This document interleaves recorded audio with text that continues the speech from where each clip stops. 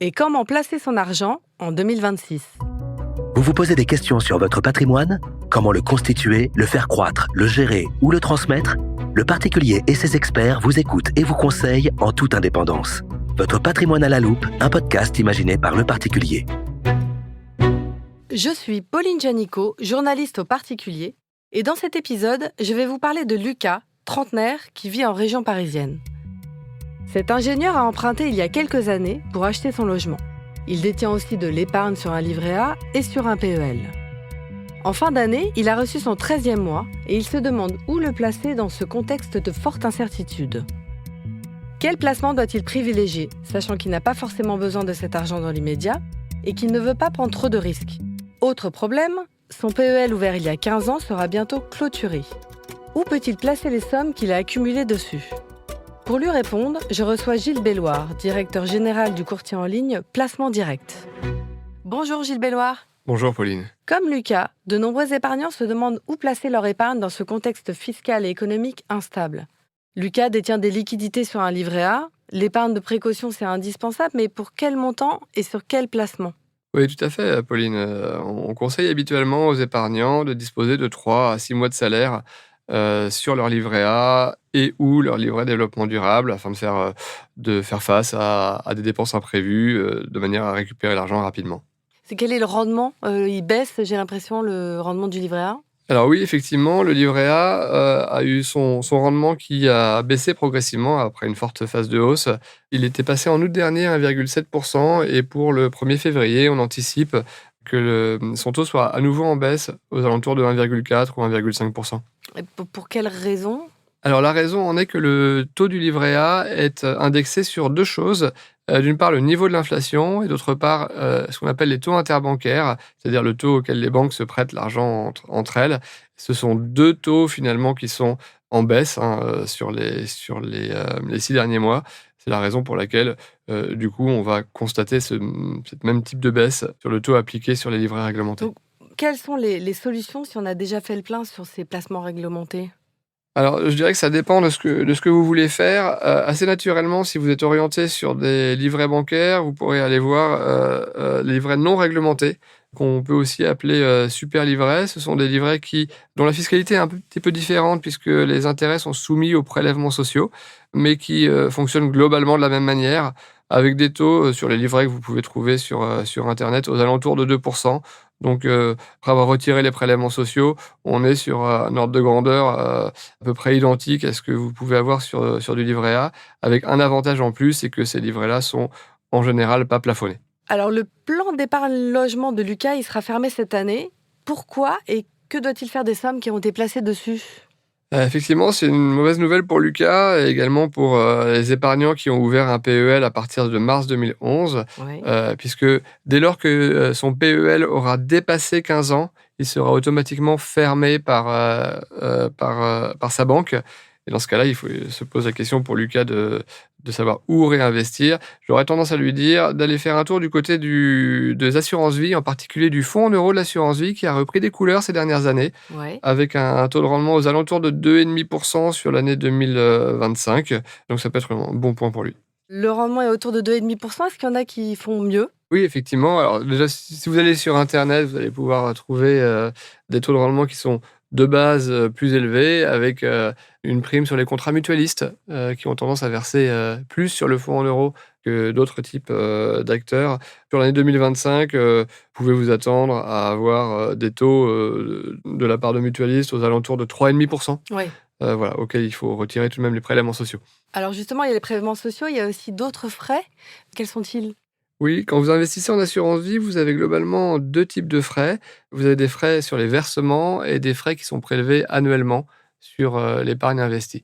Les frais sur versement, Lucas, s'il s'adresse à son banquier, pourra s'attendre à ce que son banquier lui parle de frais de l'ordre de 2 ou 3% qui sont payés une seule fois. Mais si Lucas va sur Internet, il aura tendance à trouver à peu près exclusivement des contrats avec 0 frais Ouais. sur les versements. Et pour ce qui est des frais annuels de gestion, globalement, en fonction des contrats et des supports sur lesquels Lucas veut investir, on retrouvera avec des frais de l'ordre de 0,5 à 1% prélevés annuellement. Encore une fois, moins cher sur Internet et un peu plus élevé chez son banquier. Et c'est important parce que ça grignote le rendement. Et c'est important parce que quand vous investissez, notamment sur un contrat d'assurance vie, en général, vous investissez pour le long terme, 8, 10 ou 15 ans. Donc les frais annuels de gestion ont tendance à se cumuler dans le temps. Donc effectivement, regardez les frais sur les versements, mais ne pas négliger les frais annuels de gestion, même si facialement le taux est moins important. Ayez en tête qu'ils seront prélevés plusieurs fois sur votre épargne. Si Lucas il a envie de prendre un peu plus de risques, c'est quoi les solutions? Alors, si Lucas a envie de prendre un peu plus de risques, et notamment au travers de son contrat d'assurance vie, Oui. il peut diversifier son épargne sur ce qu'on appelle des supports en unité de compte. Alors, l'avantage des supports en unité de compte, c'est que ça permet à Lucas d'investir de manière assez large, assez diversifiée, notamment sur des supports en actions, sur des supports en obligations, sur des supports en immobilier. Par l'intermédiaire de son contrat d'assurance vie, en fonction de là où il le trouve, il aura potentiellement accès à des ETF qui ont le vent en poupe et qui C'est quoi? permettent d'investir sur des actions, également sur des obligations. Alors, les ETF, ce sont des placements financiers qui ont pour but unique de répliquer la performance d'un indice. Et donc, du coup, comme ce mode de fonctionnement est assez automatique, ça permet notamment d'avoir beaucoup moins de frais Ouais. sur l'épargne et donc d'avoir des rendements qui sont potentiellement sur la durée plus attractifs que d'autres types de placements financiers. Et justement, comment choisir tout seul? Comment quand on s'y connaît pas beaucoup?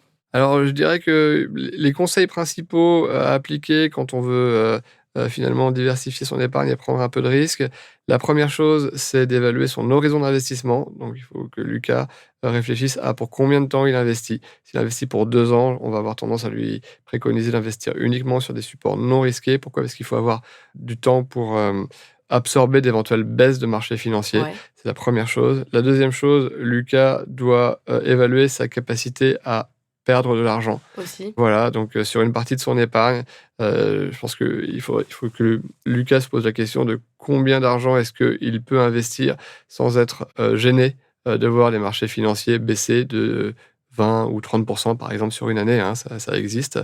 L'autre conseil qu'on peut donner à Lucas, c'est d'investir progressivement.